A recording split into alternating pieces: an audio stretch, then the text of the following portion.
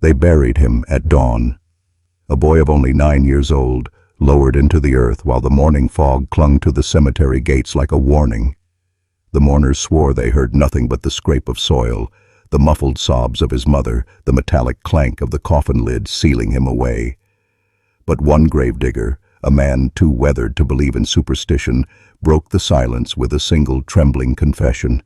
He swore on his soul, that as the first shovelful of dirt struck the wooden box, a voice, soft, unmistakable and young, whispered from beneath the soil, "I'm not finished." You were never meant to hear this, and I should not be telling you, because this story is not simply about a boy who spoke after death. It is about the machinery of silence that followed him. The priests who hurried to erase the record, the officials who locked the cemetery gates, the scholars who dismissed the case as hysteria. Yet beneath all of that denial, there lingers a truth men in power could never destroy. Sometimes the dead do not stay silent. Sometimes they speak. And when they do, what they reveal is not comfort. It is corruption. It is manipulation. It is a glimpse into the ancient bargain between the living and the damned. Imagine standing there, hearing that voice, a child's voice that should not exist, defying both death and reason. Do you believe the man ran? No. He froze. He listened. Because in that moment, something deeper than fear took hold, an awareness that the world is not what we were taught. That voice was not just a boy's. It was the crack in the facade, the slit in the veil, the signal that the system you've lived under has been hiding far more than you realize. And tonight, I'm going to show you. Not a story to pass the time, not a legend to amuse, but a truth forbidden, documented, and buried under centuries of control. A truth whispered first by a boy in his coffin. And once you hear it, you will never walk back into the world the same man again. They called him Eli, not because anyone remembered his name, but because names were easier to forget than the things that followed. Eli lived in a town that paid its debts to silence, a place where grief was tidy, official, and paid for in coin and favors. He was a small boy with ink-stained fingers and a habit of tracing cracks in church plaster. He loved to ask how things worked, a dangerous trait in a town that preferred answers already owned by men in suits. The sickness came fast. Fever, a delirium that left him whispering to the dark. The doctor gave a neat diagnosis. The coroner signed the sheet. The town closed ranks. Yet official pages frayed when examined. Signatures shifted, lines erased with skill. Clara, his mother, refused to accept tidy conclusions. She stood by the coffin, pressed her ear against the polished wood, and later would tell a neighbor that the boy's lips moved as if forming words beneath the lid. What followed was surgical, not chaos, but careful silence. The undertaker, an honest man who later drank himself thin, told a stranger that he found fresh scratches inside the coffin lid, as if hands had clawed to the surface. A school teacher remembered the boy talking to a shadow among the elm trees and laughed it off at the time. A bundle of letters, mentioning names people would not speak aloud, was burned in a neighbor's hearth. Officials convened. A priest pronounced the comfort of rites. A magistrate issued a gentle binding order to seal the records. Witnesses who first spoke of whispers and strange confessions recanted, their voices softening as if curated by practice. Mothers were told to stay home. Friends were given jobs across the river. The town's ledger of loss was balanced. One shoebox survived, hidden under floorboards. A single photograph where the boy's eyes seemed too clear, a threadbare glove, and a torn scrap bearing a child. His scrawl, "They told me to be quiet." That scrap became the first shard of truth for anyone brave enough to pry at the town's lies. Hear this now. The machinery that silenced Eli was not crude. It was polite, precise, and designed to look like care. Power does not scream. It instructs, arranges, and then watches as ordinary men obey. The deeper we go, the clearer the pattern becomes. This was only the beginning, and it works. You've been told that silence is respect, that grief should be private, discreet, and kept in line with ritual. But Eli's silence was manufactured, not by the grave, but by the living. And what you must understand is this: when institutions fear a single voice, even the voice of a dead child, they will move heaven and earth to smother it. The story does not end in that cemetery. Days after the burial, the gravedigger who heard the boy's whisper found his home marked. Chalk symbols scrawled in the night across his doorframe, symbols he swore were not of any church he knew. Within a week, he was gone, not moved, not departed, simply gone. His belongings still on the table, his lamp still burning, his tools still leaning by the hearth. The town explained it away as shame and flight, but his wife insisted to her deathbed. He never left the house. Clara, the mother, fared no better. She pressed for answers, demanded exhumation, demanded the coffin be opened, and for a brief moment she had allies: a midwife, a pair of farmhands, a traveling merchant. But each fell away, one by one, their testimonies softening until her voice became the only voice left. She became the mad widow, dismissed and pitied, the perfect archetype for those who wanted her grief silenced. What they did not erase, however, was her journal. In it, she described nightly visitations, dreams of her son speaking in a language she did not know, a language she tried desperately to phonetically transcribe, pages of strange syllables later hidden in a church archive that conveniently burned in a fire. Convenient fires are the signature of history's erasers. But here is what no one expected. Months later, the town's children began repeating phrases in that same strange tongue during play, their games echoing the exact cadences Clara had recorded in her journal. The words spread like a fever. Adults laughed uneasily, dismissing it as mimicry. Yet one scholar, a linguist passing through, claimed the sounds resembled fragments of a suppressed liturgy, a form of speech used not by children, but by initiates of ancient orders sworn to silence. What was Eli whispering? And more importantly, who was whispering back? You see, this is the point where fear enters, not the fear of ghosts, but of exposure. Because Eli's death was not an accident, nor his words meaningless. He had brushed against something men in power have guarded for centuries, a current of forbidden knowledge that cannot be contained by the grave. And if a child can carry it, what does that mean for the rest of us? They began to transcribe the syllables as if decoding a map. Clara's shaky letters, the children singing in the lane, a scrap of chalk on a school desk, all of it pooled into the hands of a single man who cared more for patterns than pity, a regional clerk with an appetite for order. He assembled the sounds side by side and noticed something neither the priest nor the magistrate could accept.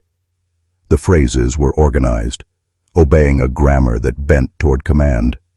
Not poetry, not lullaby. Commands. Listen, words can be architecture.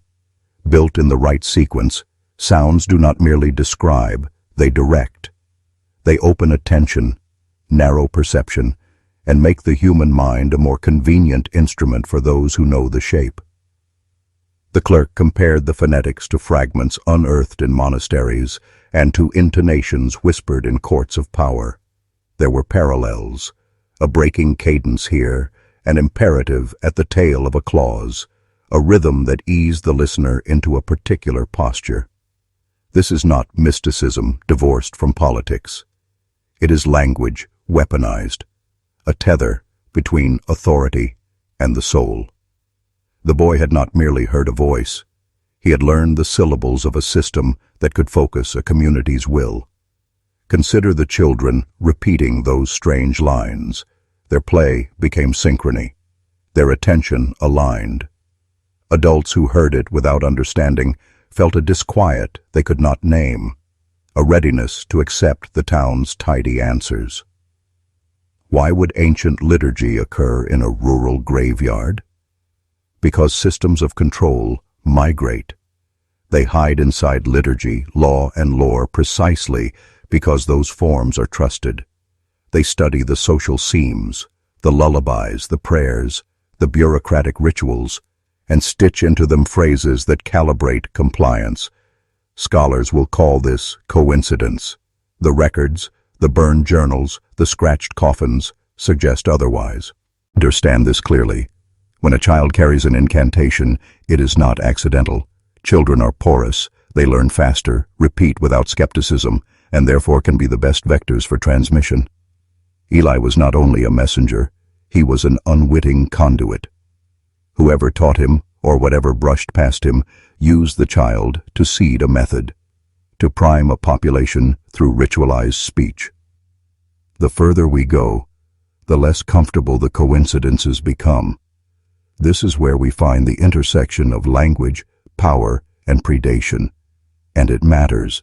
By now you feel the weight of it, the sense that Eli's story is not about one boy or one grave, but about a design that does not stop at his coffin but threads through centuries, hidden in plain rituals you've performed without thought. Ask yourself, how many words have you spoken in your life that were never yours? How many prayers, pledges, or slogans have you repeated without understanding their roots? You think you chose them, but they were chosen for you. Eli's language, the so-called nonsense syllables whispered from his coffin, bore markers of something older, sharper, and uncomfortably familiar.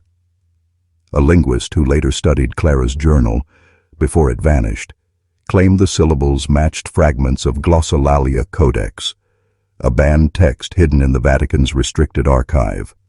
That codex describes language forms that unmake resistance, patterns so effective they can alter the nervous system's rhythms. Imagine speech functioning not as communication, but as command lines entered into the operating system of your body. The town was not an accident. No backwater is ever truly isolated. Certain places are chosen precisely because they are disposable, unobserved, perfect laboratories. Think of it. A small community, obedient to church and court, cut off enough that outside inquiry can be managed. And into that silence, a child becomes a test subject. Whether by design or intrusion, Eli carried the script. His whispers in fever, his post-mortem murmur, the children's playground chants, all of it was signal bleeding out of control. Why do you think officials rushed to erase him? It wasn't superstition.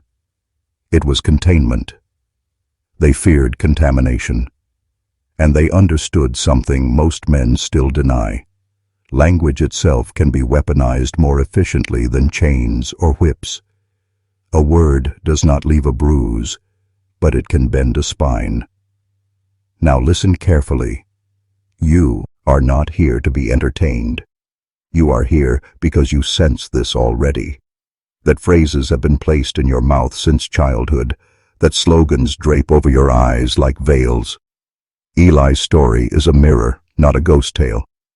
And I'll ask you, if you're still with me at this point, prove it.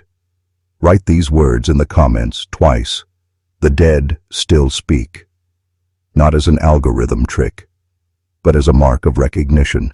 Say it twice, lock it in, and let the others know you see what they're too afraid to name. Because we are only halfway down, and the ground is about to give way. Patterns do not die. They migrate. The syllables Eli carried did not end in that grave. They resurfaced, cloaked in different robes, dressed as progress, morality, even patriotism. What the clerk, the linguist, and Clara stumbled upon was not a ghost language. It was the infrastructure of power itself, words engineered to bypass thought and seat themselves in the spine.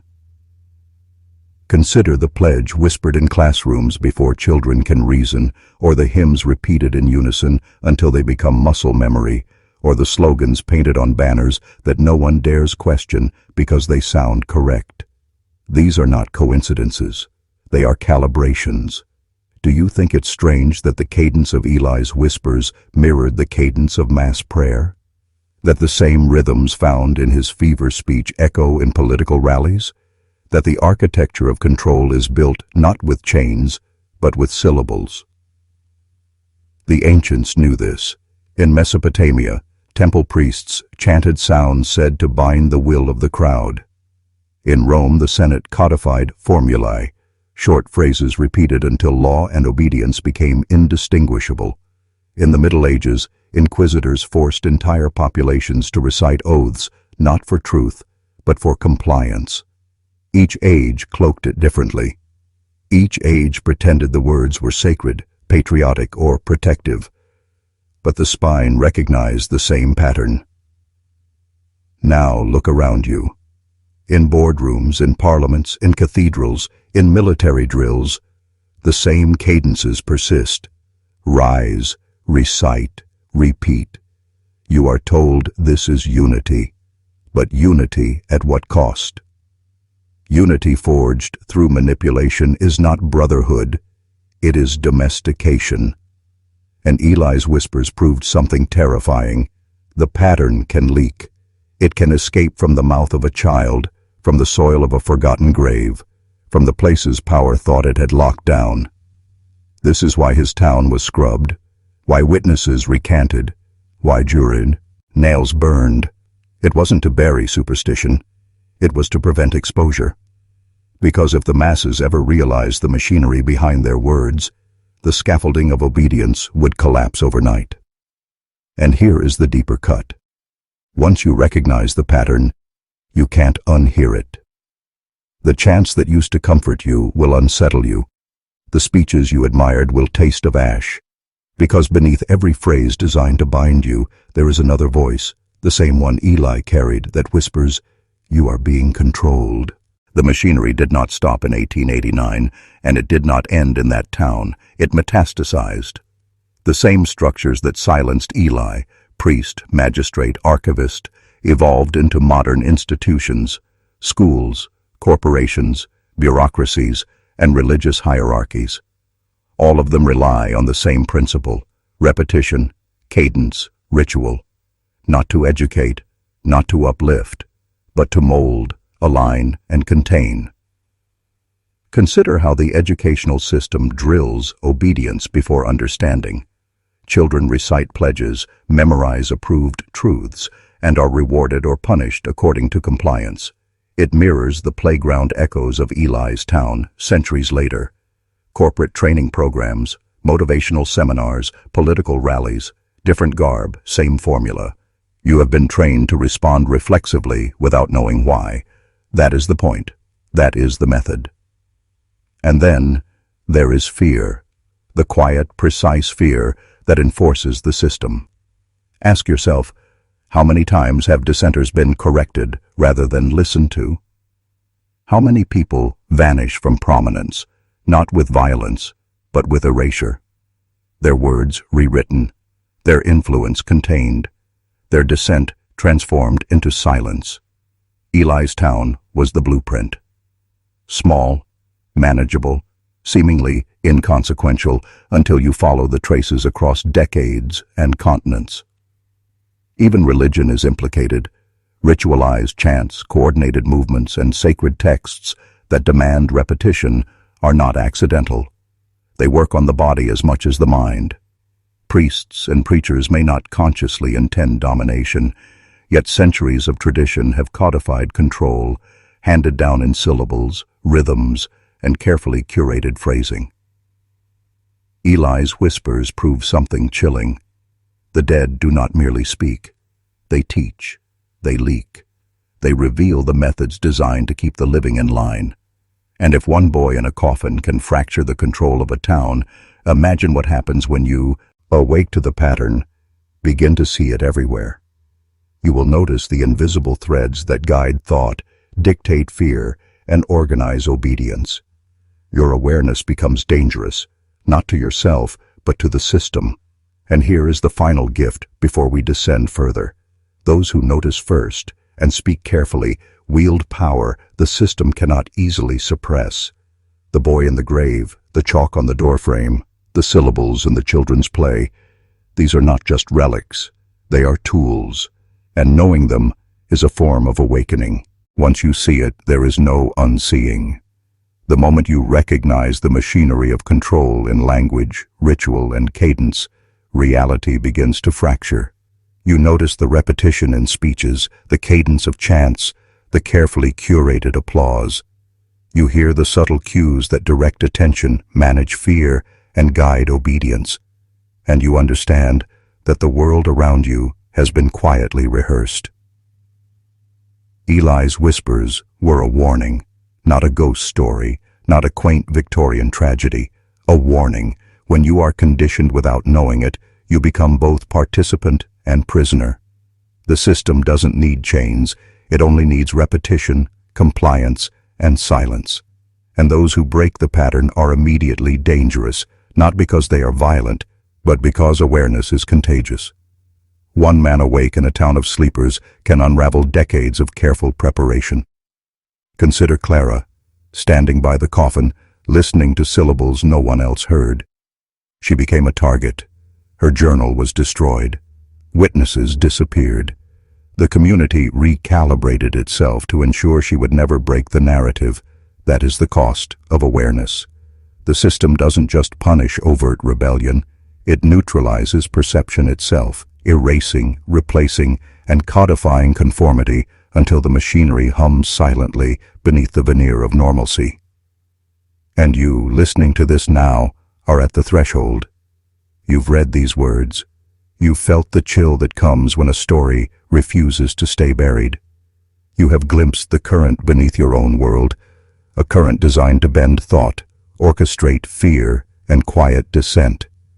That is why Eli's whispers matter. They are not curiosity, they are instruction. And if you are alert enough, you can use that instruction to see patterns others will never notice, to resist manipulation, and to reclaim agency they hoped you would surrender without question. Now take a moment. Comment this phrase twice. The dead still speak. Write it, repeat it, anchor it. Let it mark the point at which your perception shifts from passive to active. It is more than ritual. It is a signal, a commitment, and a key. Because the final descent is coming. We are about to move from whispers and syllables into the hidden architects themselves. The men, the offices, the institutions that have built empires on the soft cadences of children. And once you see them, there is no returning to ignorance. You are on the edge. The architects are not myth. They are men in offices you walk past every day, sitting behind polished desks, drafting policies, memorizing phrases that will shape lives without anyone noticing. They are bureaucrats, clerics, corporate leaders, and politicians, masters of cadence, repetition, and ritualized compliance, and they have inherited the blueprint Eli revealed. These men do not need force. Their power is invisible because it is embedded in language itself. Slogans, corporate mantras, political pledges, and liturgical chants, these are the instruments. They calibrate attention, align thought, and preempt rebellion before it can take root. Eli's whispers were a prototype, a child's accidental proof that words could be weaponized. The system learned, adapted, refined. Notice how conferences mimic sermons, how mission statements echo hymns, how advertising jingles embed obedience in memory. Each repetition reinforces hierarchy, each rhythm drills expectation, and those in control watch silently, measuring compliance like a technician calibrating a delicate instrument. The machinery is patient, subtle, and devastatingly effective. But here is the crucial revelation. Exposure breaks the pattern. One awakened mind disrupts the cycle. Once you notice the cadence of manipulation, the system falters. Once you trace the lineage of ritualized compliance from Eli's grave to your daily life, the illusion weakens, and the power structure that has hidden behind centuries of repetition becomes vulnerable, not to violence, but to recognition. This is why secrecy is sacred to them. Records are destroyed, journals disappear, witnesses recant or vanish. The machinery relies on erasure as much as obedience. Eli's town is only one example. Countless others have been erased, children, voices, anomalies, smothered before knowledge could spread. The living enforce silence on the dead too. Oh, protect their dominion over the living. And now you are part of this lineage of awareness. You have walked further than most will dare. You have seen the machinery in operation, and you must carry it carefully, like fire in your hands. Because knowledge, once revealed, is dangerous not only to those who control it, but to those who cannot resist its truth. Here is the final truth, the one the boy whispered from beneath the soil, the one the priests, the magistrates, and the archivists tried desperately to erase. Control is never about what you see. It is about what you cannot see, what you unconsciously obey, what is woven into your words, your rituals, your very attention. Eli was proof that even a child can carry the fault lines of power, that even the dead can expose the machinery designed to bend the living. The town tried to erase him. They burned the journals, silenced witnesses, and scrubbed records. Yet his voice survived. Not in newspapers, not in official logs, but in the pattern itself, in the cadences that continue to ripple through the children, the townspeople, and even the scholars who dared study him. These ripples reach further than most realize. They echo into classrooms, boardrooms, parliaments, and cathedrals. They hum beneath the speeches you hear, the slogans you repeat, the rituals you follow without question. This is why Eli matters. Not because he spoke from the grave, but because he revealed that the world is not as neutral as it pretends to be. Every word carries influence. Every repetition builds obedience. Every ritual can calibrate compliance. And once you see it, the world you thought was ordinary becomes a map of manipulation. You cannot unsee the designs, nor can you unknow the patterns. That is your choice now. Walk away and continue as before, or step fully into awareness and carry the knowledge like a weapon and a shield. Watch the cadences around you. Trace the repetitions. Question every word offered as truth. And remember that the machinery is patient, subtle, and ever watchful, but it falters when someone refuses to be bound. Eli's whisper was not a plea. It was a revelation. And tonight, that revelation has reached you. The dead have spoken. The patterns are visible. And now, for the first time, you are awake. The boy who spoke after death is not just a story. He is a warning. He is proof. And he is yours to carry. The dead still speak. The dead still speak. You are changed. You are awake. And nothing in your world will ever feel the same.